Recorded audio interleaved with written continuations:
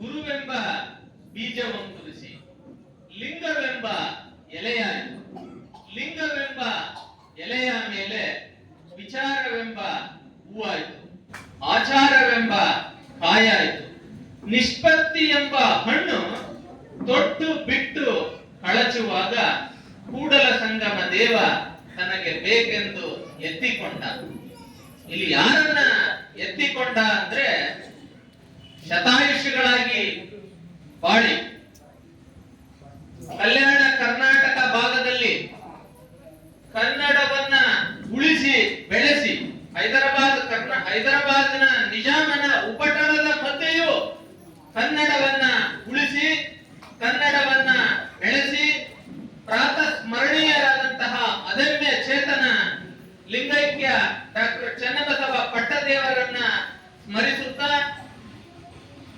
ಅವರ ಕರಕಮಲ ಸಂಜಾತರು ಇಂದಿನ ವಾಲ್ಕಿ ಹಿರೇಮಠ ಮಹಾಸಂಸ್ಥಾನದ ಹಿರಿಯ ಜಗದ್ಗುರುಗಳು ಆದಂತಹ ನಾಡೋಜ ಡಾಕ್ಟರ್ ಬಸವಲಿಂಗ ಪಟ್ಟದೇವರುಗಳ ಅಡಿದಾವರೆಗಳಲ್ಲಿ ಭಕ್ತಿಯ ಪ್ರಣಾಮಗಳನ್ನ ಸಲ್ಲಿಸುತ್ತಾ ಅವರ ಕರಕಮಲ ಸಂಜಾತರು ಹಿರೇಮಠ ಪೀಠದ ಹಿರಿಯ ಜಗದ್ಗುರುಗಳು ಆದಂತಹ ಪೂಜ್ಯ ಗುರುಬಸವ ಪಟ್ಟದೇವರುಗಳ ಅಡಿದಾವರೆಗಳಲ್ಲಿ ಭಕ್ತಿಯ ಪ್ರಣಾಮಗಳನ್ನ ಸಲ್ಲಿಸುತ್ತಾ ಈ ಸುಂದರ ಸಂಜೆ ಕಾರ್ಯಕ್ರಮದ ಈ ವೇದಿಕೆಯಲ್ಲಿ ಆಸೀನರಾಗಿರ್ತಕ್ಕಂತಹ ಎಲ್ಲ ಗಣ್ಯ ಮಹೋದಯರೇ, ವೇದಿಕೆಯ ಮುಂಭಾಗದಲ್ಲಿ ಆಸೀನರಾಗಿರ್ತಕ್ಕಂತಹ ಎಲ್ಲ ಶರಣ ಬಂಧುಗಳೇ, ನಿಮ್ಮೆಲ್ಲರಿಗೂ ನನ್ನ ಭಕ್ತಿಯ ಶರಣಾರ್ಥಿಗಳು.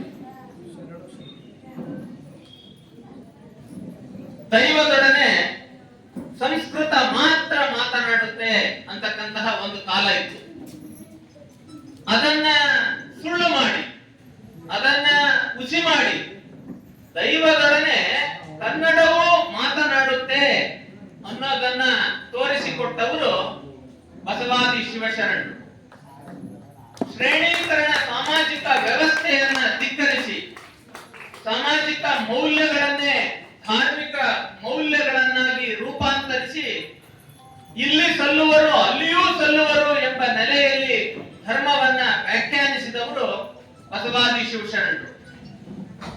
ದಯವೇ ಧರ್ಮದ ಮೂಲವಯ್ಯ, ದಯವಿಲ್ಲದ ಧರ್ಮವಾವುದಯ್ಯ, ದಯವೇ ಬೇಕು ಸಕಲ ಪ್ರಾಣಿಗಳೆಲ್ಲರಲ್ಲಿಯೂ ಅಂತ ಹೇಳಿದಂತಹ ವಿಶ್ವಗುರು ಬಸವಣ್ಣನವರ ಈ ವಚನದಲ್ಲಿ ಅವರು ಬಳಸಿರ್ತಕ್ಕಂತಹ ದಯೆ ಧರ್ಮದ ಮೂಲ ಅಂತಕ್ಕಂಥದ್ದು ಇದೆಯಲ್ಲ, ಪ್ರಾಯಶಃ ಪ್ರಪಂಚದ ಬೇರಾವ ಧರ್ಮದಲ್ಲೂ ಕೂಡ ಧರ್ಮದ ಸಾರವನ್ನ ಇಷ್ಟು ಸರಳವಾಗಿ ಮತ್ತು ಇಷ್ಟು ಪರಿಣಾಮಕಾರಿಯಾಗಿ ಅರ್ಥೈಸಿರೋದನ್ನ ನಾವು ಕಾಣೋದು ಬಹಳ ವಿರಳ.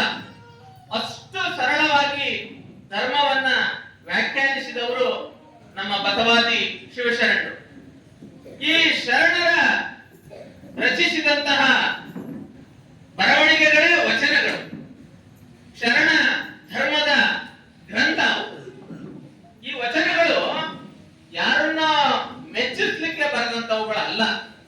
ನಮ್ಮ ಪ್ರಾಚೀನ ಕನ್ನಡ ಸಾಹಿತ್ಯವನ್ನ ನಾವು ಅವಲೋಕಿಸಿದ್ರೆ ಸಾಕಷ್ಟು ಜನ ಕವಿಗಳನ್ನ ನಾವು ಕಾಣ್ತೀವಿ.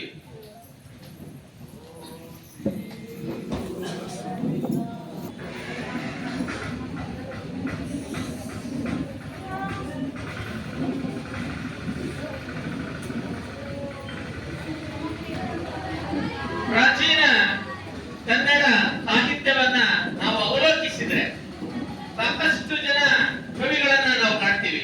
ಕನ್ನಡದ ಆದಿ ಕವಿ ಪಂಪ ಇರಬಹುದು, ರನ್ನ, ಪೊನ್ನ, ಚೆನ್ನ, ಇವರೆಲ್ಲ ಕನ್ನಡದಲ್ಲಿ ಉತ್ಕೃಷ್ಟ ಸಾಹಿತ್ಯವನ್ನ ರಚಿಸಿದ್ರು. ಆದ್ರೆ ಈ ಪ್ರಾಚೀನ ಕರ್ನಾಟಕದ ಕವಿಗಳು ಈ ರಚಿಸಿದಂತಹ ಈ ಸಾಹಿತ್ಯ, ಸೃಷ್ಟಿಸಿದಂತಹ ಸಾಹಿತ್ಯ ಯಾರನ್ನೋ ಮೆಚ್ಚಿಸ್ಲಿಕ್ಕೆ ಬರದಂತಹ ಸಾಹಿತ್ಯವೇ ವಿನಃ ಅವರ ಅನುಭವದ ನುಡಿಗಳಾಗಿರ್ಲಿಲ್ಲ ಅವು ಅಂತಕ್ಕಂಥದ್ದು ನಾವಿಲ್ಲಿ ಗಮನಿಸಬೇಕಾದಂತಹ ಅಂಶ. ಆದ್ರೆ ಶರಣರು ರಚಿಸಿದಂತಹ ವಚನಗಳಿದಾವಲ್ಲ, ಅವು ಏನು ಅಂತಕ್ಕಂಥದ್ದನ್ನ ಆದಯ್ಯ ಅಂತಕ್ಕಂತಹ ಒಬ್ಬ ಶರಣ ತನ್ನ ಒಂದು ವಚನದಲ್ಲಿ ಹೇಳ್ತಾನೆ. ವಚನಗಳು ಏನು ಅನ್ನೋದನ್ನ ಇಂದನ ಕಥೆಯ ಮುಂದೆ ಬೇಡುವ ಕಾವ್ಯವಲ್ಲ, ಮುಂದನ ಕಥೆಯ ಇಂದು ಹೇಳುವ ನಾಟಕವಲ್ಲ, ಬಂದ ಶಬ್ದ ಚಂದ ವಿಚ್ಛಂದಿ ಎಂಬ ಸಂದೇಹಿಯಲ್ಲ. ಸೌರಾಷ್ಟ್ರ ಸೋಮೇಶ್ವರ ನಿಮ್ಮ ಶರಣರ ಸ್ವಯಾನುಭಾವದ ಪರಿ ಬೇರೆ ಅಂತಕ್ಕಂತಹ ಈ ವಚನದಲ್ಲಿ ಅದೇ ಹೇಳ್ತಾನೆ. ವಚನಗಳು ಇಂದಿನ ಕಥೆಯನ್ನ ಮುಂದೆ ಹೇಳುವ ನಾಟಕವಲ್ಲ, ಇಂದಿನ ಕಥೆಯ ಮುಂದೆ ಹೇಳುವ ನಾಟಕವಲ್ಲ, ಮುಂದಣ ಕಥೆಯ ಹಿಂದೆ ಹೇಳುವ ನಾಟಕವಲ್ಲ, ಬಂದ ಶಬ್ದವ ಸಂದಿಲ್ಲ ದುಸುರುವೆನೆಂಬ ಅಭ್ಯಾಸಿಯಲ್ಲ. ಅಂದ್ರೆ ನಾನು ಪಾತ್ರದ ಕಂಠಪಾಠ ಮಾಡಿಕೊಂಡು ತನ್ನ ಗುರುಗಳಿಗೆ ಒಪ್ಪಿಸ್ತಕ್ಕಂತಹ ಪಾತ್ರದ ಮಾತು ಅಲ್ಲ ಇದು, ಅಥವಾ ಇದು ಕ್ರಮಬದ್ಧವಾಗಿದೆಯೋ ಕ್ರಮಬದ್ಧವಾಗಿಲ್ವೋ ಅಂತ ಹೇಳ್ತಕ್ಕಂತಹ ವಿಮರ್ಶಕನ ಮಾತು ಅಲ್ಲ. ಹಾಗಾದ್ರೆ ವಚನಗಳೇನು? ನಿಮ್ಮ ಶರಣರ ಸ್ವಯಾನುಭಾವದ ಪರಿ, ಶರಣರ ಸ್ವಯಂ ಅನುಭವದ ನುಡಿಗಳಾಗಿವೆ. ಇಂತಹ ಶರಣ ಧರ್ಮದಲ್ಲಿ ವಿಶೇಷವಾಗಿ ನಾವು ಗುರು, ಲಿಂಗ, ಜಂಗಮ, ಕಾಯಕ, ದಾಸೋಹ ಎಂಬ 5 ವ್ಯಕ್ತಿ ನೆಲೆಯಲ್ಲಿ ಪ್ರಮುಖ ಅಂಶಗಳನ್ನ ನಾವು ಕಾಣ್ತೀವಿ. ಅದರಲ್ಲಿ ಕಾಯಕ ಮತ್ತು ದಾಸೋಹ ನನ್ನ ಈ ದಿನದ ಉಪನ್ಯಾಸದ ವಿಷಯ. ಕಾಯಕ ಅಂತಕ್ಕಂತಹ ವಿಷಯವನ್ನ ನಾವು ಕೇಳಿದ ತಕ್ಷಣ ನಮಗೆ ವಿಶ್ವಗುರು ಬಸವಣ್ಣನವರ ಮನೆ ನೋಡ ಬಡವರು, ಮನ ನೋಡ ಘನ, ಸೋಂಕಿನಲ್ಲಿ ಶುಚಿ, ಸರ್ವಾಂಗ ಕಲಿಗಳು, ಪಸರ ಕನುವಿಲ್ಲ, ಬಂದ ತತ್ಕಾಲಕ್ಕೆ ಉಂಟು, ಕೂಡಲ ಸಂಗನ ಶರಣರು ಸ್ವತಂತ್ರ ಧೀರರು ಅಂತಕ್ಕಂತಹ ವಚನ ನೆನಪಾಗುತ್ತೆ. ಅಂದ್ರೆ ಮನೆ ನೋಡ ಬಡವರು, ಶರಣರ ಮನೆಯನ್ನ ನೋಡಿದ್ರೆ ಅವರು ಬಡವರೇ ಕಾಣ್ತಾರೆ, ಆದ್ರೆ ಅವರ ಮನಸ್ಸು ಘನವಾದದ್ದು, ಅಂದ್ರೆ ಲಿಂಗ ಸ್ವರೂಪಿಯಾದಂಥದ್ದು, ಶ್ರೀಮಂತಿಕೆಯನ್ನ ಉಳ್ಳದ್ದು. ಪಸರ ಕನುವಿಲ್ಲ ಅಂತ ಹೇಳ್ತಾರೆ ಈ ವಚನದಲ್ಲಿ. ಪಸರ ಅಂದ್ರೆ ಸಂಗ್ರಹ ಅಂತಕ್ಕಂಥದ್ದು. ಶರಣರು ಯಾವ ವಸ್ತುವನ್ನು ಕೂಡ ನಾಳೆಗೆ, ಮುಂದಿನ ವರ್ಷಕ್ಕೆ, ನನ್ನ ಮಗನಿಗೆ, ಮೊಮ್ಮಗನಿಗೆ ಅಂತ ಸಂಗ್ರಹ ಮಾಡತಕ್ಕಂತಹ ಬುದ್ಧಿಯವರಾಗಿರ್ಲಿಲ್ಲ. ಅಂದಂದಿನ ದುಡಿಮೆಯ ಫಲವನ್ನ ಅಂದಂದೇ ಗುರುಲಿಂಗ ಜಂಗಮನಿಗೆ ದಾಸೋಹವನ್ನ ಮಾಡುವುದರ ಮೂಲಕ ಗುರುಲಿಂಗ ಜಂಗಮರ ಆನಂದಕರಾಗಿತ್ತು. ಕೊನೆಯಲ್ಲಿ ಆ ವಚನದಲ್ಲಿ ಕೂಡಲ ಸಂಗನ ಶರಣರು ಸ್ವತಂತ್ರ ಧೀರರು ಅಂತ ಹೇಳ್ತಾರೆ. ಶರಣರು ಸ್ವತಂತ್ರರು ಹೌದು, ಧೀರರು ಹೌದು. ಸ್ವತಂತ್ರರು ಅಂದ್ರೆ ಲೋಕ ಮೋಹಕ್ಕೆ ಅಂಟದೆ ಉಳಿದಂತವ್ರು ಅಂತ, ಧೀರರು ಅಂದ್ರೆ ಸದಾ ಕಾಲ ಭಗವಂತನ ಚಿಂತನೆಯಲ್ಲಿ ರಮಿಸ್ತಕ್ಕಂಥವರು ಶರಣರು. ಸೊ ಈ ರೀತಿಯಾಗಿ ಶರಣರ ಲಕ್ಷಣಗಳನ್ನ ಬಸವಣ್ಣವರು ಹೇಳ್ತಾರೆ. ನಿಸರ್ಗದಲ್ಲಿರ್ತಕ್ಕಂತಹ ಒಂದು ಬ್ರಹ್ಮಾಂಡ, ಈ ಬ್ರಹ್ಮಾಂಡ ಇದೆಯಲ್ಲ, ಈ ಬ್ರಹ್ಮಾಂಡ ಕೂಡ ಕಾಯಕ ತತ್ವದ ಮೇಲೆ ನಿಂತಿದೆ. ಈ ಬ್ರಹ್ಮಾಂಡದಲ್ಲಿರ್ತಕ್ಕಂತಹ ಭೂಮಿ ಅದು ಕೂಡ ಕಾಯಕದಲ್ಲಿ ನಿರತವಾಗಿದೆ. ಪ್ರತಿದಿನ ಅದು ಸೂರ್ಯನ ಸುತ್ತತಕ್ಕಂತಹ ಕೆಲಸವನ್ನ ಮಾಡುತ್ತೆ. ಅಷ್ಟೇ ಅಲ್ಲ, ತನ್ನ ಬೇರಿನ ಮೂಲಕ ಅದು ಈ ಭೂಮಿಯ ಒಳಗೆ ನೀರಿನ ಜೊತೆಗೆ ಸಂಬಂಧವನ್ನ ಹೊಂದಿರುತ್ತೆ. ಹಾಗೆಯೇ ತನ್ನ ಎಲೆಯ ಮೂಲಕ ಸೂರ್ಯ ಮತ್ತು ಗಾಳಿಯ ಜೊತೆ ಸಂಬಂಧವನ್ನ ಅದು ಹೊಂದಿರುತ್ತೆ. ಚಂದ್ರ ನಮಗೆ ಬೆಳದಿಂಗಳನ್ನ ಕೊಡ್ತಾನೆ. ಈ ಮರ, ನಿಸರ್ಗದಲ್ಲಿರ್ತಕ್ಕಂತಹ ಮರ ಭೂಮಿಯ ಸತ್ವವನ್ನ ಹೀರ್ಕೊಂಡು ಪುನಃ ನಮಗೆ ದಾಸೋಹದ ರೂಪದಲ್ಲಿ ಹೂವು, ಹಣ್ಣು, ಕಾಯಿ ಇವುಗಳನ್ನ ಕೊಡುವುದರ ಜೊತೆಗೆ ನಮಗೆ ಇವತ್ತು ಅತ್ಯವಶ್ಯಕವಾಗಿ ಬೇಕಾಗಿರ್ತಕ್ಕಂತಹ ಆಕ್ಸಿಜನ್ ಅನ್ನ, ಪ್ರಾಣವಾಯುವನ್ನ ಕೊಡ್ತಕ್ಕಂಥದ್ದು ಈ ಮರ. ನಿಸರ್ಗದಲ್ಲಿರ್ತಕ್ಕಂತಹ ಒಂದು ಮರ ಕೂಡ ಕಾಯಕ ದಾಸೋಹದ ತತ್ವವನ್ನ ಪಾಲನೆ ಮಾಡುವಾಗ ನಮ್ಮಂತಹ ಮನುಷ್ಯರಿಗೆ ಏಕೆ ಸಾಧ್ಯವಾಗದು ಅಂತಕ್ಕಂಥದ್ದು ಈ ಶರಣ ಧರ್ಮದ ಪ್ರಶ್ನೆ. ಕಾಯಕದ ವಿಚಾರಕ್ಕೆ ಬಂದ ತಕ್ಷಣ ನಮಗೆ ಮತ್ತೊಂದು ವಚನ, ಬಹಳ ಪ್ರಮುಖವಾದಂತಹ ವಚನ ನೆನಪಾಗುತ್ತೆ. ಶರಣ ಆಯ್ದಕ್ಕಿ ಮಾರಯ್ಯನ ವಚನ. ಕಾಯಕದಲ್ಲಿ ನಿರತನಾದೊಡೆ ಗುರುದರ್ಶನವಾದಡೂ ಮರೆಯಬೇಕು, ಲಿಂಗ ಪೂಜೆಯಾದಡೂ ಮರೆಯಬೇಕು, ಜಂಗಮ ಮುಂದೆ ನಿಂತಿದ್ದಳು ಹಂಗ ಅರಿಯಬೇಕು, ಕಾಯಕವೇ ಕೈಲಾಸವಾದ ಕಾರಣ ಅಮರೇಶ್ವರ ಲಿಂಗ ವಾಯುತ್ತಾದಳು ಕಾಯಕದೊಳಗು ಅಂತಕ್ಕಂತಹ ಈ ವಚನದಲ್ಲಿ ಶರಣ ಮಾರಯ್ಯನವರು ಹೇಳ್ತಾರೆ, ನಾವು ಸತ್ಯಶುದ್ಧ ಕಾಯಕವನ್ನ ಕೈಗೊಂಡಂತಹ ಸಂದರ್ಭದಲ್ಲಿ, ನಿಷ್ಠೆಯಿಂದ ನಾವು ಕಾಯಕವನ್ನ ಮಾಡ್ತಾ ಇದ್ದಂತಹ ಸಮಯದಲ್ಲಿ ಗುರುವೇ ನಮ್ಮ ಮುಂದೆ ಬಂದು ನಿಂತುಕೊಂಡ್ರು ಕೂಡ ನಾವು ಮಾಡ್ತಕ್ಕಂತಹ ಕೆಲಸವನ್ನ ಬಿಟ್ಟು ಗುರುವನ್ನ ಉಪಚರಿಸಲಿಕ್ಕೆ ಹೋಗಬಾರದು. ನಮ್ಮ ಪರಂಪರೆಯಲ್ಲಿ ಗುರುವಿಗೆ ಸಾಕಷ್ಟು ಮಹತ್ವ ಇದೆ. ಸನಾತನ ಪರಂಪರೆಯಲ್ಲಿ ಗುರುವನ್ನ ಒಂದು ಶ್ಲೋಕದಲ್ಲಿ ಹೇಳ್ತಾರೆ, ಗುರು ಬ್ರಹ್ಮ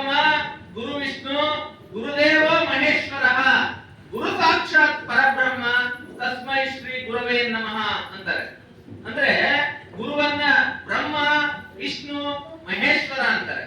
ಅಷ್ಟೇ ಅಲ್ಲ, ಆತನನ್ನ ಪರಬ್ರಹ್ಮ ಅಂತಲೂ ಕೂಡ ಕರೀತಾರೆ. ಕಾರಣ, ಗುರು ಶಿಷ್ಯನ ಅಂತರಂಗದಲ್ಲಿ ಸುಜ್ಞಾನವನ್ನ ಬಿತ್ತುತ್ತಾನೆ, ಸುಜ್ಞಾನವೆಂಬ ಬೀಜವನ್ನ ಬಿತ್ತುತ್ತಾನೆ. ಆದ್ದರಿಂದ ಆ ಗುರುವನ್ನ ಬ್ರಹ್ಮ ಅಂತ ಕರೀತಾರೆ. ಅದೇ ಗುರು ಆ ಸುಜ್ಞಾನದ ಬೀಜವನ್ನ ಹುಲುಸಾಗಿ ಫಲ ಕೊಡುವಂತೆ ಮಾಡ್ತಾರೆ. ಆದ್ದರಿಂದ ಅದೇ ಗುರುವನ್ನ ವಿಷ್ಣು ಅಂತ ಕರೀತಾರೆ. ಈ ಸುಜ್ಞಾನದ ಫಲದ ಜೊತೆಗೆ ಕಳೆ ಬರುತ್ತೆ. ಈ ಕಳೆಯನ್ನ ಅದೇ ಗುರು ನಾಶ ಮಾಡ್ತಾನೆ. ಹಾಗಾಗಿ ಆ ಗುರುವನ್ನ ಮಹೇಶ್ವರ ಅಂತ ಕರೀತಾರೆ. ಈ ಮೂರು ಕ್ರಿಯೆಗಳು ಆ ಗುರುವಿನ ಸಾನ್ನಿಧ್ಯದಲ್ಲೇ ನಡೆಯೋದ್ರಿಂದ ಆತನನ್ನ ಪರಬ್ರಹ್ಮ ಅಂತಲೂ ಕೂಡ ಕರೀತಾರೆ.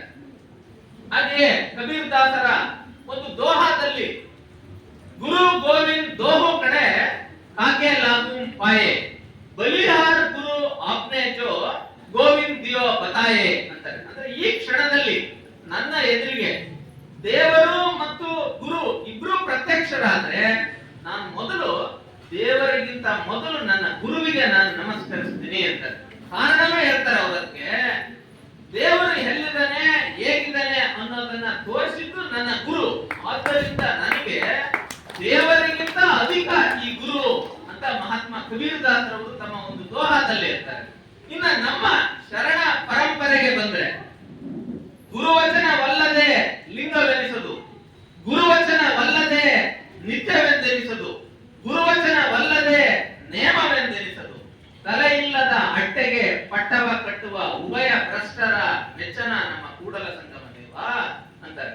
ಅಂದ್ರೆ ಇಷ್ಟಲಿಂಗವನ್ನ ದೀಕ್ಷೆಯ ಮೂಲಕ ಇಷ್ಟಲಿಂಗ ಕೊಡ್ತಕ್ಕಂಥವನು ಗುರು. ಅದು ಗುರು ದೀಕ್ಷೆ ಕೊಟ್ಟು ಕರಸ್ಥಳದಲ್ಲಿ ಇಟ್ಟಾಗ್ಲೇ ಅದು ಇಷ್ಟಲಿಂಗ ಅನಿಸ್ಕೊಳ್ಳುತ್ತೆ. ಅಲ್ಲಿಯವರೆಗೂ ಅದು ಕೇವಲ ಇಷ್ಟಲಿಂಗದ ಆಕಾರ. ಇಷ್ಟಲಿಂಗದ ದೀಕ್ಷೆಯನ್ನ ಕೊಟ್ಟ ಮೇಲೆ ಗುರು ಪ್ರತಿದಿನ ಅದಕ್ಕೆ ಮಾಡ್ತಕ್ಕಂತಹ ಪೂಜಾ ವಿಧಿ ವಿಧಾನಗಳನ್ನ ಗುರುವೇ ಹೇಳ್ಕೊಡ್ತಾರೆ ನಮಗೆ. ಪೂಜಾ ವಿಧಿ ವಿಧಾನಗಳು ಮುಗಿದ ಮೇಲೆ ಅದನ್ನೇ ನಾವು ದೃಷ್ಟಿಸಿ ನೋಡುತ್ತಾ ಕೈಗೊಳ್ತಕ್ಕಂತಹ ಒಂದು ಸುಯೋಗದ ಅನುಸಂಧಾನವನ್ನ ಕೂಡ ಗುರುವೇ ಹೇಳ್ಕೊಡ್ತಾರೆ. ಈ ಮೂರು ಕ್ರಿಯೆಗಳನ್ನ ನಾವು ಗುರುವಿನ ಸಾನ್ನಿಧ್ಯದಲ್ಲೇ ಪಡೆಯಬೇಕು. ಗುರುವಿನ ಸಾನ್ನಿಧ್ಯದಲ್ಲಿ ಪಡೆಯದೆ ನಾವು ಎಲ್ಲೋ ಲಿಂಗ ಸಿಗುತ್ತೆ ಅಂತಂದು ಅದನ್ನು ತಗೊಂಡು ಕಟ್ಕೊಂಡ್ರೆ ತಲೆ ಇಲ್ಲದ ಅಟ್ಟೆಗೆ ಪಟ್ಟ ಕಟ್ಟಿದಂಗಾಗುತ್ತೆ. ಅಂದ್ರೆ ಜ್ಞಾನವಿಲ್ಲದ ಜೀವಿಗೆ ಪಟ್ಟ ಕಟ್ಟಿದ್ರೆ ಹೇಗಾಗುತ್ತೋ ಹಾಗಾಗುತ್ತೆ ಅಂತಕ್ಕಂಥದ್ದು ವಿಶ್ವಗುರು ಬಸವಣ್ಣನವರ ಈ ವಚನದ ಒಂದು ತಿರುಳು.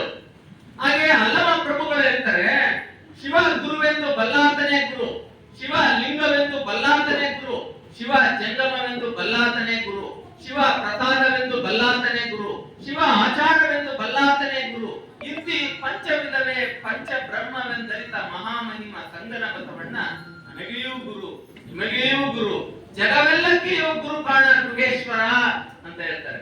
ಇಂತಹ ವಿಶ್ವ ಗುರುವೇ ನಾವು ಸತ್ಯ ಶುದ್ಧ ಕಾಯಕವನ್ನ ಕೈಗೊಂಡಂತಹ ಸಮಯದಲ್ಲಿ ಬಂದರೂ ಕೂಡ ನಾವು ಮಾಡತಕ್ಕಂತಹ ಕಾಯಕವನ್ನ ಬಿಟ್ಟು ಗುರುವನ್ನ ಉಪಚರಿಸಲಿಕ್ಕೆ ಹೋಗ್ಬಾರ್ದು. ಗುರುವನ್ನ ಉಪಚರಿಸಬಾರದು ಅಂತ ಹೇಳಿಲ್ಲ, ಆದ್ರೆ ಕಾಯಕಕ್ಕೆ ಭಂಗ ತಂದ್ಕೊಂಡು ಗುರುವನ್ನ ಉಪಚರಿಸಬಾರದು. ಮೊದಲು ಕಾಯಕ ಅಂತಕ್ಕಂಥದ್ದು ಮಾರಯ್ಯನವರ ಈ ವಚನದ ಮೊದಲನೆಯ ಸಾಲಿನ ತಿರುಳು. ಇನ್ನ ಲಿಂಗ ಪೂಜೆ ಆದರೂ ಮರೆಯಬೇಕು ಅಂತ ಹೇಳ್ತಾರೆ. ಲಿಂಗ ಅಂದ್ರೆ ನಾವು ದೇವರನ್ನ ಕಾಣ್ತಕ್ಕಂತಹ ಕುರುಹು.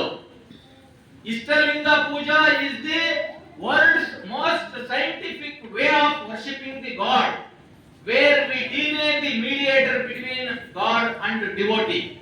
ದೇವರು ಮತ್ತು ಭಕ್ತನ ಮಧ್ಯೆ ಪೂಜಾರಿ ಪುರೋಹಿತರನ್ನ ತಿರಸ್ಕರಿಸಿದ ಜಗತ್ತಿನ ಅತಿಶ್ರೇಷ್ಠ ವೈಜ್ಞಾನಿಕ ಪೂಜಾ ವಿಧಾನ ಈ ಇಷ್ಟಲಿಂಗ ಪೂಜಾ.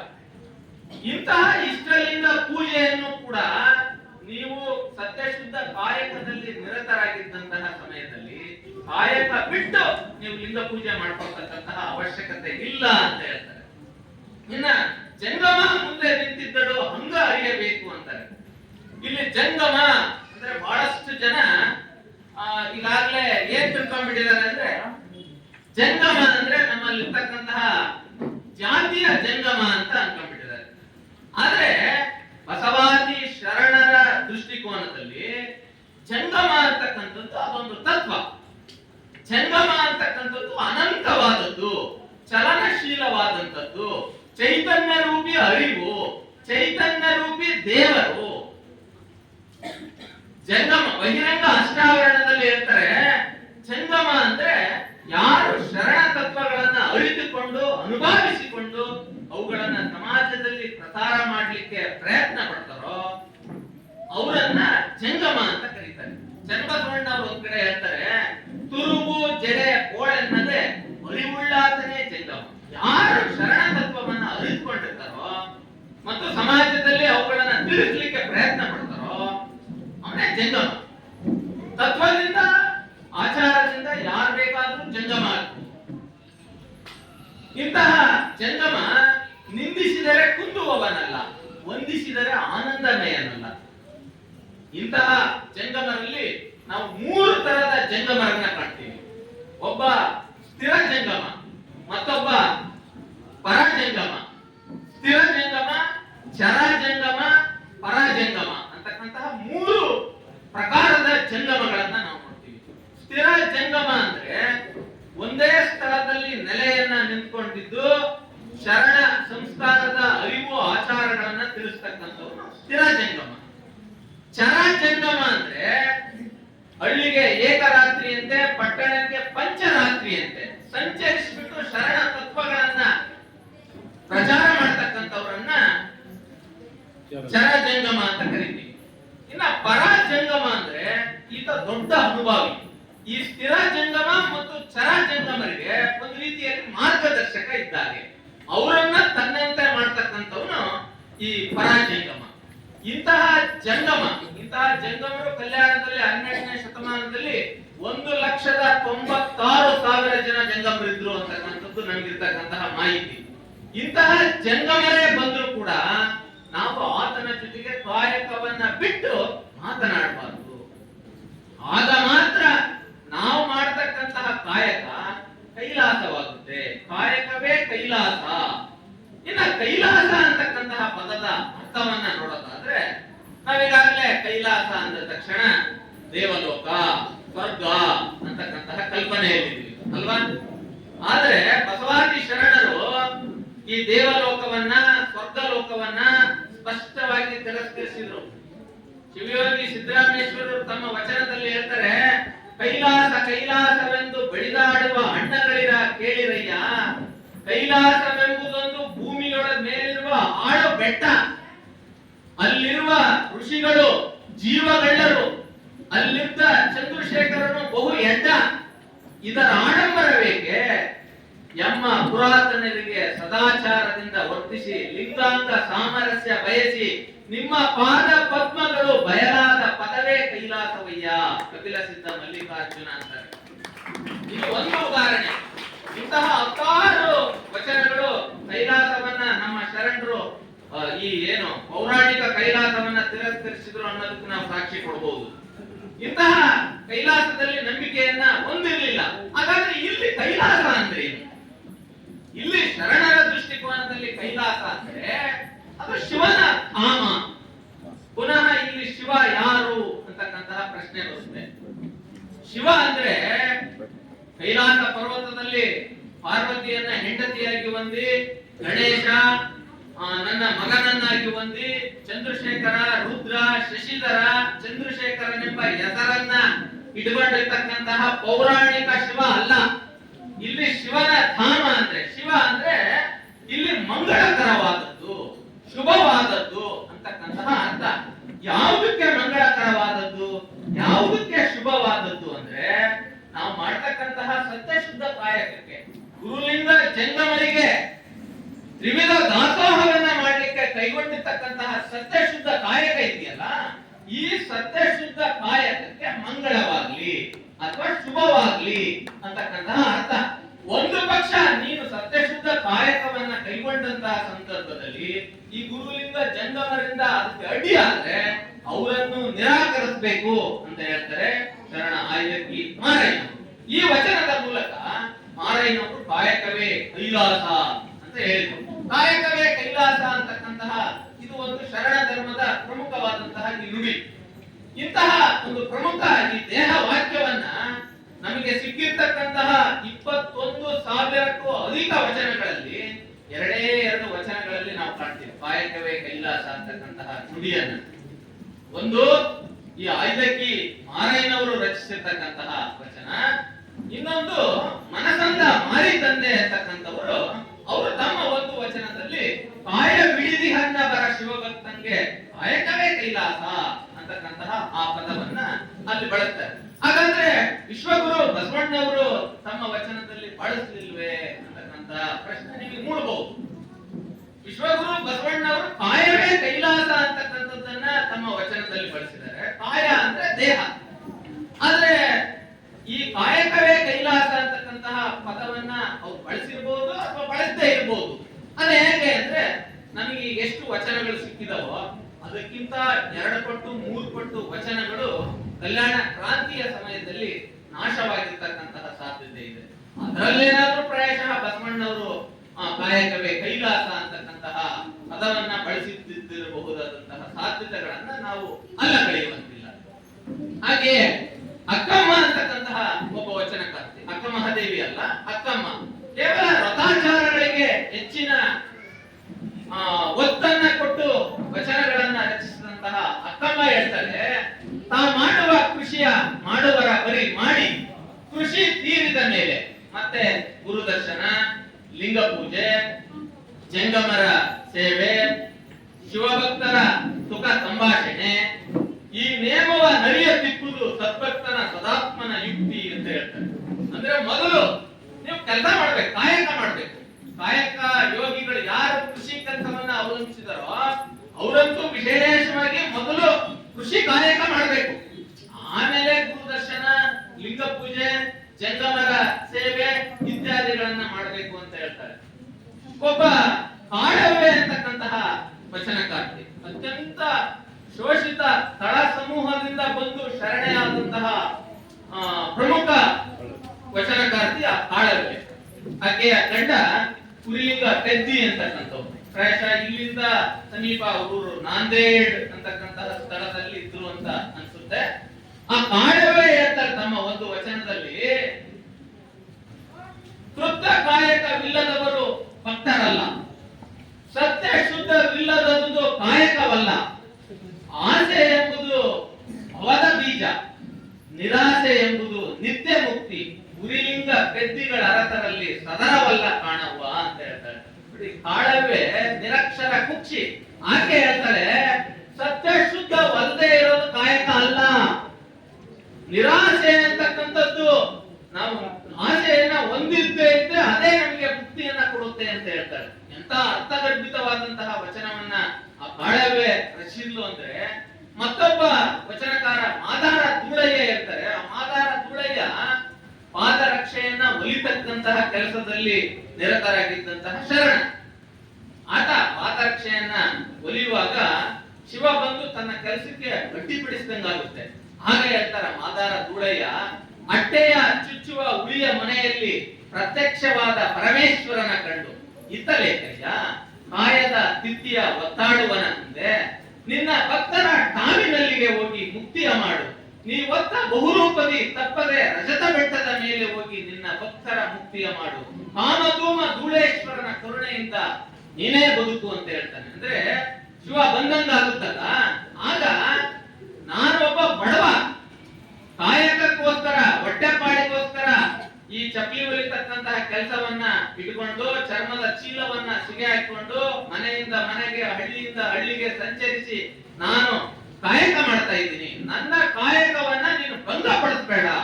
ನಿನ್ನ ಭಕ್ತರು ಹಿಮಾಲಯ ಪರ್ವತದಲ್ಲಿದ್ದಾರೆ, ರಜತ ಬೆಟ್ಟದ ಮೇಲಿದ್ದಾರೆ, ಅಲ್ಲಿ ಹೋಗಿ ಅವ್ರನ್ನ ಕಾಪಾಡು. ನನ್ನ ಕಾಯಕಕ್ಕೆ ನೀನು ಭಂಗ ತರಬೇಡ ಅಂತಕ್ಕಂಥದ್ದನ್ನ ಆ ಮಾದಾರ ಧೂಳಯ್ಯ ಹೇಳ್ತಾರೆ. ಇನ್ನ ರಾಯಚೂರು ಜಿಲ್ಲೆಯ ಅಮರೇಶ್ವರ, ಲಿಂಗಸೂರು ತಾಲೂಕಿನ ಅಮರೇಶ್ವರ ಗ್ರಾಮದಿಂದ ಬಂದಂತಹ ಶರಣ ದಂಪತಿಗಳಾದಂತಹ ಆಯ್ದಕ್ಕಿ ಮಾರಯ್ಯ ಮತ್ತು ಆತನ ಹೆಂಡತಿ ಆಯ್ದಕ್ಕಿ ಲಕ್ಕಮ್ಮ ಕಾಯಕವೇ ಕೈಲಾಸ ಅನ್ನೋ ರೀತಿಯಲ್ಲಿ ಅಕ್ಷರಶಃ ಬದುಕಿ ಬಾಳಿದಂತಹ ಶರಣ ದಂಪತಿಗಳು ಅವರು ಆಯ್ದಕ್ಕಿ ಮಾರಯ್ಯ ಮತ್ತು ಆಯ್ದಕ್ಕಿ ಲಕ್ಕಮ್ಮ. ಪ್ರತಿದಿನ ಮಹಾಮನೆಯ ಅಂಗಳದಿಂದ ಅವರು ಅಕ್ಕಿಯನ್ನ ಆರಿಸಿಕೊಂಡು ಬಂದು ಅದರಿಂದ ದಾಸೋಹ ಮಾಡ್ತಕ್ಕಂತಹ ಕಾಯಕದಲ್ಲಿ ನಿರತರಾಗಿದ್ರು. ಒಂದು ದಿನ ಐದಕ್ಕಿ ಮಾರಯ್ಯ ಪ್ರಾಯಶಃ ಆತ ತನ್ನ ಕಾಯಕವನ್ನ ಮರೆತು ಅನುಭವ ಮಂಟಪದ ಚಿಂತನ ಮಂಥನ ಗೋಷ್ಠಿಯಲ್ಲಿ ಆತ ಅದನ್ನ ಕೇಳಿಸ್ಕೊಳ್ತಾ ಕೂತ್ಕೊಂಡ್ಬಿಟ್ಟಿರ್ತಾನೆ. ಕಾಯಕಕ್ಕೆ ಹೋಗೋ ವೇಳೆ ಆದ್ರೂ ಕೂಡ ಅದನ್ನ ಮರೆತಿರ್ತಾನೆ. ಆಗ ಲಕ್ಕಮ್ಮ ತನ್ನ ಗಂಡನನ್ನ ಹುಡುಕೊಂಡು ಬರ್ತಾಳೆ. ತನ್ನ ಗಂಡನನ್ನ ಹುಡುಕೊಂಡ್ ಬಂದು ಹೇಳ್ತಾಳೆ, ಕಾಯಕ ನಿಂದಿತ್ತು ಹೋಗಯ್ಯ ಎನ್ನಾಳದೆನು, ಭಾವಶುದ್ಧವಾಗಿ ಮಹಾಶರಣರ ತಿಪ್ಪೆಯ ತಪ್ಪಲಕ್ಕಿಯ ತಂದು ನಿಶ್ಚಯಿಸಿ ಮಾಡಬೇಕು ಮಾರಯ್ಯ ಪ್ರಿಯ ಅಮರೇಶ್ವರ ಲಿಂಗಕ್ಕೆ ಬೇಗ ಹೋಗು ಅಂತ ಹೇಳ್ತಾರೆ. ಕಾಯಕ ನಿಂದಿತ್ತು, ನಿಗದಿ ಆಗಿಬಿಟ್ಟಿದೆ ಈಗಾಗ್ಲೇ ಕಾಯಕದ ವೇಳೆ. ನೀನ್ ನೋಡಿದ್ರೆ ಮರತ್ ಬಂದು ಇಲ್ಲಿ ಕುತ್ಕೊಂಡ್ಬಿಟ್ಟಿದಿ. ನಾನು ಅಮರೇಶ್ವರ ಲಿಂಗಕ್ಕೆ ಗುರುಲಿಂಗ ಜಂಗಮರಿಗೆ ದಾಸೋಹ ಮಾಡಬೇಕು, ಬೇಗ ಹೋಗ್ಬಾ ಇಲ್ಲಿಂದ ಕಾಯಕಕ್ಕೆ ಅಂತ ಹೇಳಿ ತನ್ನ ಗಂಡನನ್ನ ಕಾಯಕಕ್ಕೆ ಕಳಿಸುವಂತಹ ಎಚ್ಚರಿಕೆಯನ್ನ ಕೊಡ್ತಾರೆ. ಹೆಂಡತಿಯ ಮಾತನ್ನ ಕೇಳಿದಂತಹ ಗಂಡ ಮಾರಯ್ಯ ತಕ್ಷಣವೇ ಆತ ಮಹಾಮನೆಯ ಅಂಗಳಕ್ಕೆ ಹೋಗಿ ಅಕ್ಕಿ ಆಯ್ತಕ್ಕಂತಹ ಕಾಯಕಕ್ಕೆ ಹೋಗ್ತಾನೆ. ಪ್ರತಿದಿನ ಪ್ರಾಯಶಃ ಅಕ್ಕಿ ಆಯೋದು ಕಷ್ಟದ ಕೆಲಸ, ಸಾಗಲ್ಲ. 1 ಗಂಟೆ ನೀವು ಅಕ್ಕಿ ಹಾರಿಸಿದ್ರು ಕೂಡ 1 ಕೆಜಿನ 2 ಕೆಜಿನ ಅಕ್ಕಿ ಹಾರಿಸಬಹುದು. ಆದ್ರೆ ಮಾರಯ್ಯ ಅವತ್ತು 1 ಗಂಟೆಯಲ್ಲಿ ಒಂದು ದೊಡ್ಡ ಅಕ್ಕಿಯ ಮೂಟೆಯನ್ನ ಹೊತ್ಕೊಂಡ್ಬರ್ತಾನೆ. 25-30 ಕೆಜಿಯ ಅಕ್ಕಿಯ ಮೂಟೆಯನ್ನ ಹೊತ್ಕೊಂಡು ಬರ್ತಾನೆ. ನಾವೆಲ್ಲ ಪ್ರಾಯಶಃ 1-2-3 ಕೆಜಿ ಅಕ್ಕಿ ತರಕ್ ಹೋಗಿ 25 ಕೆಜಿ ಅಕ್ಕಿ ತಂದಿದ್ರೆ ನಾನು ಹೇಳ್ತೆ ಕುಶಕ ಸಿಗ್ತಿದ್ದೇನಾ, ಇನ್ನೊಂದಿಷ್ಟು ತರಕ್ಕಿಲ್ವಾ ಅಂತಿದ್ಲ ನಮ್ಮ ಪ್ರಾಯಶಃ. ಆದ್ರೆ ಲಕ್ಕಮ್ಮ ನೋಡಿ, ತನ್ನ ಗಂಡನಿಗೆ 25-30 ಕೆಜಿ ಅಕ್ಕಿ ತಂದಂತಹ ತನ್ನ ಗಂಡನಿಗೆ ಆಸೆ ಎಂಬುದು ಅರಸಂಗಲ್ಲದೆ ಶಿವಭಕ್ತರಿಗೆ ಉಂಟೆ ಅಯ್ಯ, ರೋಷವೆಂಬುದು ಯಮದೂತರಿಗಲ್ಲದೆ ಅಜಾತರಿಗುಂಟೆ ಅಯ್ಯ, ಈ ಸಕ್ಕಿ ಆಸೆ ನಿಮಗೇಕೆ, ಈಶ್ವರ ನೊಪ್ಪ ಮಾರಯ್ಯ ಅಮರೇಶ್ವರ ಲಿಂಗಕ್ಕೆ ದೂರ ಮಾರಯ್ಯ ಅಂತ ಹೇಳ್ತಾರೆ. ಆಸೆ ಅಂತಕ್ಕಂಥದ್ದು ಅರಸರಿಗೆ ಸಹಜವಾಗಿರುತ್ತೆ. ಕಾರಣ ಅರಸ ತನ್ನ ಸಾಮ್ರಾಜ್ಯ ನಿರ್ವಹಣೆ ಮಾಡಬೇಕಾಗಿರುತ್ತೆ, ತನ್ನ ಸೈನಿಕರಿಗೆ ಸಂಬಳ ಕೊಡಬೇಕಾಗಿರುತ್ತೆ, ಶತ್ರುಗಳ ದಾಳಿಯನ್ನ ತಡೆಗಟ್ಟಬೇಕಾಗಿರುತ್ತೆ, ಇನ್ನು ಬೇರೆ ಬೇರೆ ಕಾರಣಗಳಿರ್ತವೆ. ಹಾಗಾಗಿ ಅರಸನಿಗೆ ಆಸೆ ಅಂತಕ್ಕಂಥದ್ದು ಸಹಜವಾಗಿರುತ್ತೆ. ನಮ್ಮಂತಹ ಶಿವಭಕ್ತರಿಗಿಂತ ಆಸೆ ಇರಬಾರ್ದು. ಹಾಗೆ ರೋಷ ಅಂತಕ್ಕಂಥದ್ದು ಯಮದೂತರಿಗಿರುತ್ತೆ. ಯಮದೂತ ಅಂದ್ರೆ ಪ್ರಾಯಶಃ ನಾವೆಲ್ಲ ಈಗ ಪೂರ್ವಾಗ್ರಹ ಪೀಡಿತರಾಗಿ ಬದುಕಿದ್ದಂತಹ ಮಾನವ ಜೀವಿಗಳ ಪ್ರಾಣವನ್ನ ತಗೊಂಡೋಗಿ ಆತ ಮಾಡಿದಂತಹ ಒಳ್ಳೆಯ ಕೆಲಸ ಮಾಡಿದ್ರೆ ಸ್ವರ್ಗಕ್ಕೆ, ಕೆಟ್ಟ ಕೆಲಸ ಮಾಡಿದ್ರೆ ನರಕಕ್ಕೆ ಕೊಂಡೊಯ್ತಕ್ಕಂತಹ ದೇವರು ಅಂತ ನಾವು ನಂಬಿ ಬಿಟ್ಟಿದೀವಿ. ಈಗಾಗಲೇ ಪೂರ್ವಾಗ್ರಹ ಪೀಡಿತರಾಗಿ ಬಿಟ್ಟಿದೀವಿ. ಅಂತಹ ಒಂದು ದೇವರು ಕೂಡ ಇದ್ದಾನೆ ಅಂತ ಬಹಳ ಜನ ನಂಬಿಬಿಟ್ಟಿದ್ದಾರೆ. ಇಂತಹ ಯಮನಿಗೆ ಸಿಟ್ಟಿರ್ಬೇಕೇ ವಿನಃ ನಮ್ಮಂತಹ ಶಿವಭಕ್ತರಿಗೆ ಸಿಟ್ಟಿರಬಾರದು. ಇಂತಹ ಹೆಚ್ಚಾಗಿ ತಂದಂತಹ ಅಕ್ಕಿಯಿಂದ ನಾನು ದಾಸೋಹ ಮಾಡಿದ್ರೆ ಅದನ್ನ ಶಿವ ಒಪ್ಪಲ್ಲ, ಶಿವ ಮೆಚ್ಚಲ್ಲ ಅಂತ ಹೇಳ್ತಾಳೆ. ಈಗಾಗ್ಲೇ ಆಗ್ಬಿಟ್ಟಿದೆ, ಮಾರಯ್ಯನಿಂದ ದೊಡ್ಡ ಮೂಟೆ ಅಕ್ಕಿಯನ್ನ ಹೊತ್ಕೊಂಡು ಬಂದ್ಬಿಟ್ಟಿದ್ದಾನೆ ಅಂತ. ಆದ್ರೆ ಪ್ರಾಯಶಃ ಅಕ್ಕಿಗೆ ಒಂದು ಅನುಮಾನ ಬರುತ್ತೆ. ಎಲ್ಲ ಬಸವಣ್ಣ ವಿಶ್ವಗುರು ಬಸವಣ್ಣವರು ನಿನ್ನಲ್ಲಿ ಆಸೆ ಅಂತಕ್ಕಂಥದ್ದು ಇತಿಮಿತಿಯಲ್ಲಿ ಇದೆಯೋ ಇಲ್ವೋ ಅಂತಕ್ಕಂಥದ್ದು ಹೊರಗೆ ಹಚ್ಚಲಿಕ್ಕೆ, ಪರೀಕ್ಷೆ ಮಾಡ್ಲಿಕ್ಕೆ ಹೆಚ್ಚು ಅಕ್ಕಿಯನ್ನ ಎಲ್ಲೋ ಚೆಲ್ಲಿಸಿದ್ರೆ ಕಾಣುತ್ತೆ ಅಂತಕ್ಕಂಥ ಅನುಮಾನ ಬರುತ್ತೆ ಲಕ್ಕಂಗೆ. ಹಾಗೆ ಹೇಳ್ತಾರಕ್ಕೆ, ಒಮ್ಮನವ ಮೀರಿ ನಿಮ್ಮನದಲ್ಲಿ ತಂದಿರಿ, ಇದು ನಿಮ್ಮ ಮನವೋ ಬಸವಣ್ಣನ ಅನುಮಾನದ ಚಿತ್ತವೋ, ಈ ಮಾತು ಮಾರಯ್ಯ ಪ್ರಿಯ ಅಮರೇಶ್ವರ ಲಿಂಗಕ್ಕೆ ಸಲ್ಲದ ಬೋನ, ಅಲ್ಲಿಯೇ ಸುರಿದು ಬನ್ನಿ ಮಾರಯ್ಯ ಅಂತ ಹೇಳ್ತಾರೆ. ಒಮ್ಮನವ ಮೀರಿ ಅಂದ್ರೆ ಒಂದು ಮನಸ್ಸಿನಿಂದ ಮಾಡಿರೋದು, ಇಮ್ಮನ ಅಂದ್ರೆ 2 ಮನಸ್ಸಿನಿಂದ ಮಾಡಿರೋದು. ನೀವಿಂದ ಕೆಲಸ ತಪ್ಪನ್ನ ಪ್ರಾಯಶಃ ನೀವು ಮಾಡ್ತಾ ಇರ್ಲಿಲ್ಲ, ಆದ್ರೆ ಮಾಡೋದು ಬೇಡವೋ ಅಂತಕ್ಕಂತಹ ದ್ವಂದ್ವದಲ್ಲಿ ಈ ಕೆಲಸ ಮಾಡಿದ್ದೀರಿ. ಪ್ರಾಯಶಃ ಬಸವಣ್ಣವರು ನಿಮ್ಮಲ್ಲಿ ಆಸೆ ಅಂತಕ್ಕಂಥದ್ದು ಇದೆಯೋ ಇಲ್ವೋ ಅಂತಕ್ಕಂಥದ್ದನ್ನ ಹೊರಗೆ ಹಚ್ಚಲಿಕ್ಕೆ ಹೆಚ್ಚಿನ ಅಕ್ಕಿಯನ್ನ ಚೆಲ್ಲಿಸಿರುವಂತಹ ಸಾಧ್ಯತೆ ಇದೆ. ಹಾಗಾಗಿ ಹೆಚ್ಚಾಗಿ ತಂದಿರ್ತಕ್ಕಂತಹ ಅಕ್ಕಿ ನಮ್ಮ ಶಿವನೇ ಪ್ರಸಾದಕ್ಕೆ ಅದು ಉಪಯೋಗಕ್ಕೆ ಬಾರಲ್ಲ.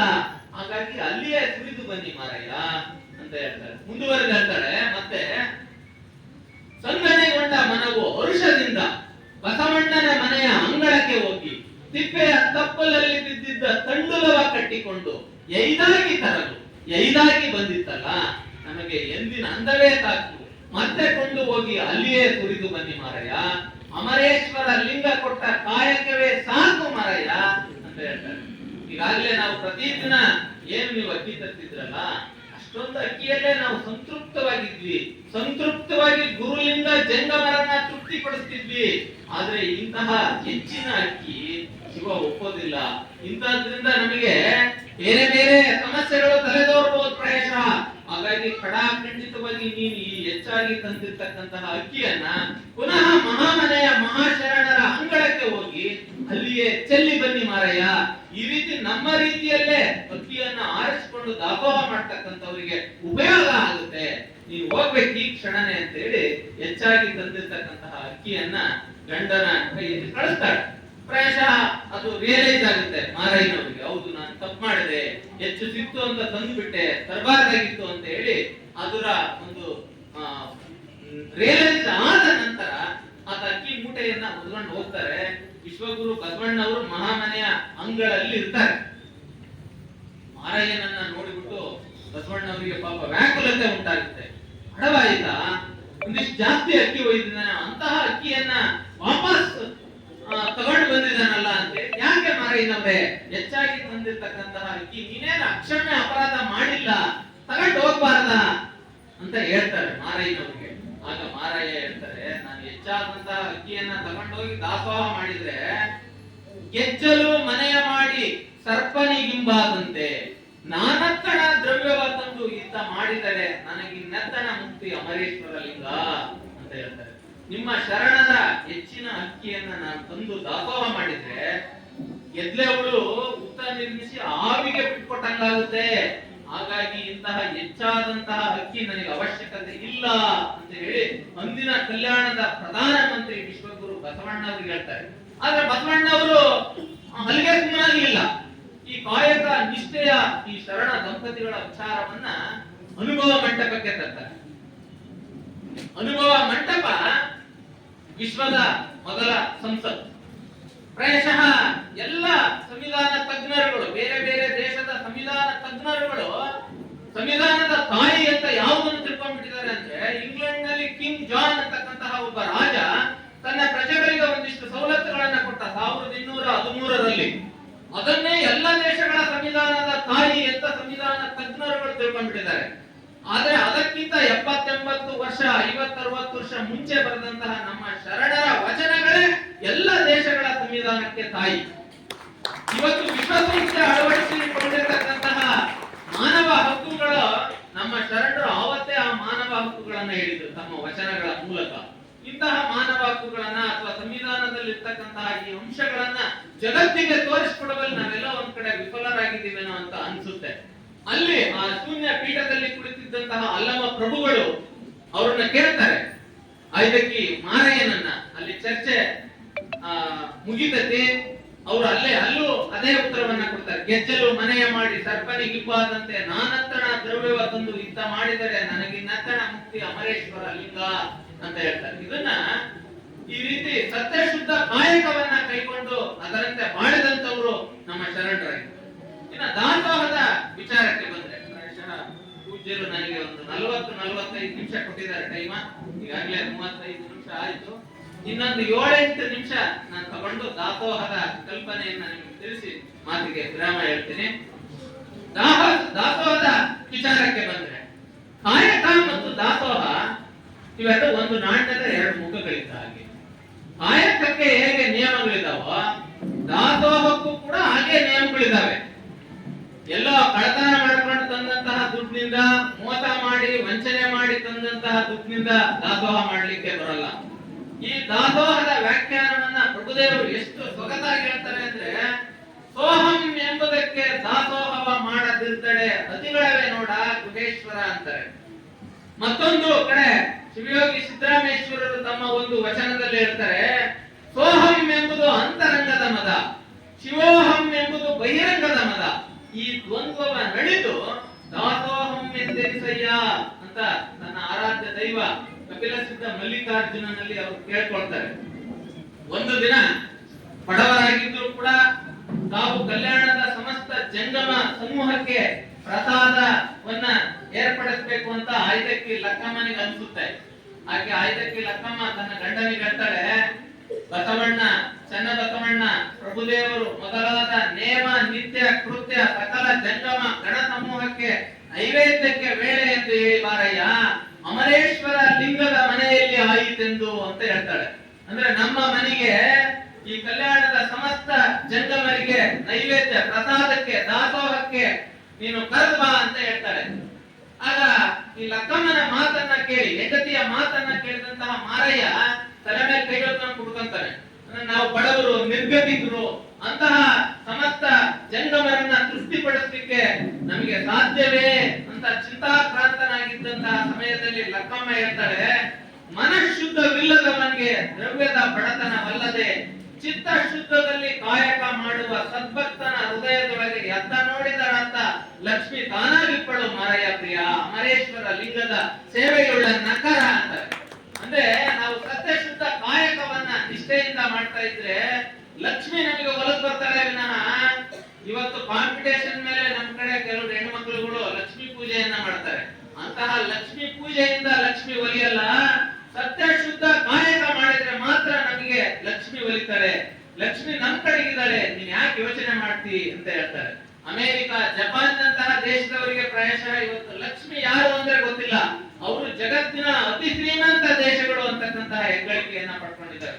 ಕಾರಣ ಅವರು ಕಾಯಕ ಮಾಡ್ತಾರೆ.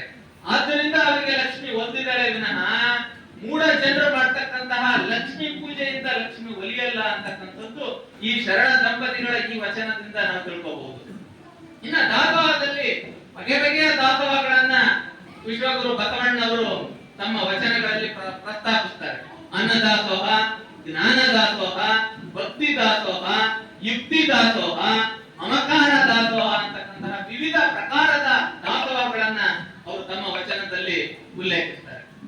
ಈ ಎಲ್ಲ ದಾಸೋಹಗಳಲ್ಲಿ ಅತ್ಯಂತ ಶ್ರೇಷ್ಠವಾದಂತಹ ದಾಸೋಹ ಅಂದ್ರೆ ಅದು ತ್ರಿವಿಧ ದಾಸೋಹ. ಈ ತ್ರಿವಿಧ ಅಂದ್ರೆ ಯಾವುದು? ಗುರುಲಿಂಗ ಜಂಗಮರಿಗೆ ಮಾಡ್ತಕ್ಕಂಥದ್ದೇ ತ್ರಿವಿಧ ದಾಸೋಹ. ಗುರುಲಿಂಗ ಜಂಗಮರು ಅಂದ್ರೆ ಯಾರು? ಶರಣರ ವಚನಗಳಲ್ಲೇ ಅವುಗಳಿಗೆ ಉತ್ತರ ಇದೆ. ಅರಿವೇ ಗುರು, ಆಚಾರವೇ ಲಿಂಗ, ಅನುಭಾವವೇ ಜಂಗಮವಾಗುವುದೇ ತ್ರಿವಿಧ ದಾಸೋಹ. ಇಂತಹ ಈ ತ್ರಿವಿಧ ದಾಸೋಹ, ಈ ತ್ರಿವಿಧಗಳನ್ನ ನಾವು ಹೇಗೆ ಹೋಲಿಸಬೇಕು ಅನ್ನೋದಕ್ಕೆ ಹೇಳ್ತಾರೆ ಬಸವಣ್ಣವರು. ತನುವ ಕೊಟ್ಟು ಗುರುವನ್ನು ಒಲಿಸಬೇಕು, ಮನವ ಕೊಟ್ಟು ಲಿಂಗವನ್ನು ಒಲಿಸಬೇಕು, ಧನವ ಕೊಟ್ಟು ಜಂಗಮವನ್ನು ಒಲಿಸಬೇಕು. ಇಂತಹ ತ್ರಿವಿಧ ದಾಸೋಹಕ್ಕೆ ದೇವರು ಒಲಿತಾನೆ ವಿನಃ ಹಾಡಿದಡೇನು, ಓದಿದಡೇನು, ತ್ರಿವಿಧ ದಾಸೋಹವಿಲ್ಲದೆ ನಕ್ಕ, ಆಡದೆ ನವಿಲು, ಆಡದೆ ತಂತಿ, ಓದದೆ ಗಿಳಿ, ಭಕ್ತಿ ಇಲ್ಲದವರನ್ನೆಲ್ಲ ಕೂಡಲ ಸಂಗಮ ದೇವ ಅಂತಾರೆ. ಅಂದ್ರೆ ಆಡೋದು ಅಂದ್ರೆ ಆಟ ಆಡೋದು, ಹಾಡೋದು ಅಂದ್ರೆ ಪದ ಆಡೋದು, ಓದೋದು ಅಂದ್ರೆ ಪಾಠ ಓದೋದು. ಆಟ ಆಡುತ್ತೆ ನವಿಲು, ಆಟ ಆಡುತ್ತೆ, ಆಡದೆ ನವಿಲು, ಆಡದೆ ತಂತಿ, ಓದದೆ ಗಿಳಿ ಅಂತ ಅವರೇ ಅದಕ್ಕೆ ಉತ್ತರ ಕೊಟ್ಬಿಡ್ತಾರೆ. ನವಿಲು ಆಟ ಆಡುತ್ತೆ, ಹಾರ್ಮೋನಿಯಂ ಪದ ಆಡುತ್ತೆ, ಗಿಳಿ ಪಾಠ ಓದುತ್ತೆ. ಆದ್ರೆ ಇವರಲ್ಲಿ ತ್ರಿವಿಧ ದಾಸೋಹ ಇಲ್ಲದೆ ಇರೋದ್ರಿಂದ ಇವರಿಗೆಲ್ಲ ದೇವರು ಒಲಿಯಲ್ಲ ಅಂತ ಹೇಳ್ತಾರೆ.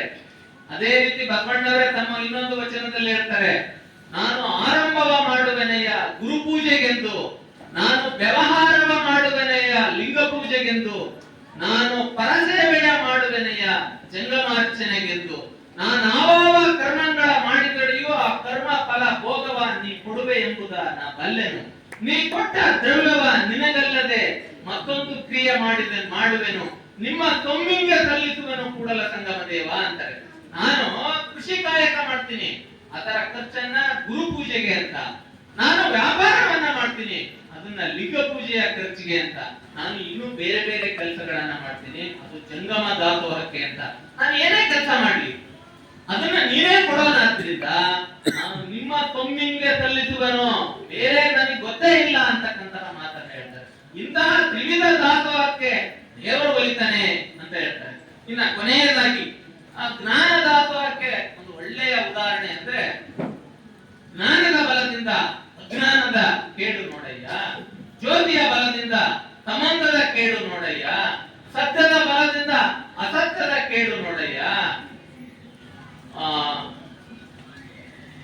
ಪರುಷದ ಬಲದಿಂದ ಅವಲೋಹದ ಕೇಡು ನೋಡಯ್ಯ, ಕೂಡಲ ಸಂಗನ ಶರಣರ ಅನುಭವದಿಂದ ಎನ್ನ ಭವದ ಕೇಡು ನೋಡಯ್ಯ ಅಂತ ಹೇಳ್ತಾರೆ. ಅಂದ್ರೆ ಅಸತ್ಯ ಹೋಗ್ಬೇಕು ಅಂದ್ರೆ ಅಲ್ಲಿ ಸತ್ಯ ಬೇಕು, ಅಜ್ಞಾನ ಹೋಗ್ಬೇಕು ಅಂದ್ರೆ ಅಲ್ಲಿ ಜ್ಞಾನ ಬೇಕು.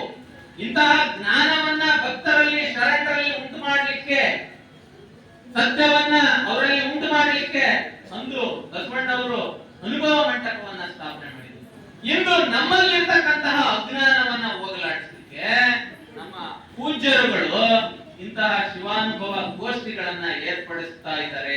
ಇಂತಹ ಶಿವಾನುಭವ ಗೋಷ್ಠಿಗಳನ್ನ ಏರ್ಪಡಿಸುವುದರ ಮೂಲಕ ನಮ್ಮಲ್ಲಿರ್ತಕ್ಕಂತಹ ಅಜ್ಞಾನವನ್ನ ಹೋಗಲಾಡಿಸ್ತಕ್ಕಂತಹ ಪ್ರಯತ್ನದಲ್ಲಿ ಅವರು ತಲ್ಲೀನರಾಗಿದ್ದಾರೆ ಅಂತಕ್ಕಂತಹ ಮಾತನ್ನ ಹೇಳ್ತಾ, ಇಂತಹ ಒಂದು ಶಿವಾನುಭವ ಗೋಷ್ಠಿಯಲ್ಲಿ ನನ್ನನ್ನ ಆಹ್ವಾನಿಸಿ ಈ ಒಂದು ಕಾಯಕ ದಾಸೋಹದ ಬಗ್ಗೆ ಉಪನ್ಯಾಸ ನೀಡಲಿಕ್ಕೆ ನನ್ನನ್ನು ಆಹ್ವಾನಿಸಿದಂತಹ ಪೂಜ್ಯ ದ್ವಯರಿಬ್ಬರಿಗೂ ಕೂಡ ನಾನು ಭಕ್ತಿಯ ಪ್ರಣಾಮಗಳನ್ನ ಸಲ್ಲಿಸುತ್ತಾ, ಇಷ್ಟೊತ್ತು ತಾಳ್ಮೆಯಿಂದ ಕೇಳಿದಂತಹ ಎಲ್ಲ ಶರಣರಿಗೂ ಮತ್ತೊಮ್ಮೆ ನಾನು ಭಕ್ತಿಯ ಶರಣಾರ್ಥಿಗಳನ್ನ ತಿಳಿಸ್ತಾ ನನ್ನ ಮಾತಿಗೆ ವಿರಾಮ ಇಡ್ತೇನೆ.